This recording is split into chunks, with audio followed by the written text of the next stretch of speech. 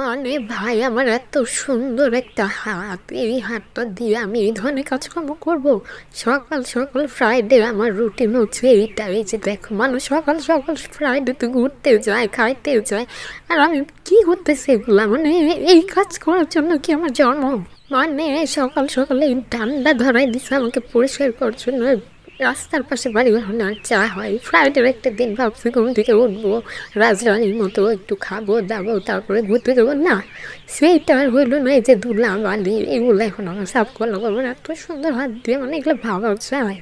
তো আবার বউ সকাল সকাল আমার হাতে ঝাড়ু ধরাই দিচ্ছে, মানে এগুলো পরিষ্কার করার জন্য, যে এখানে সকাল সকাল আমি ছোনা বাটার মাখায় নিজে চকচকা হতো, সেই সময় আমাকে এগুলো করে দিচ্ছে। মানে ডিসেম্বর মাস সবাই ঘুরতেছে ফিরতেছে খাইতেছে হ্যাং আউট করতেছে, আর এখানে এই যে ডান বানিয়েছে, আমি সাবান বানিয়ে নিচ্ছি।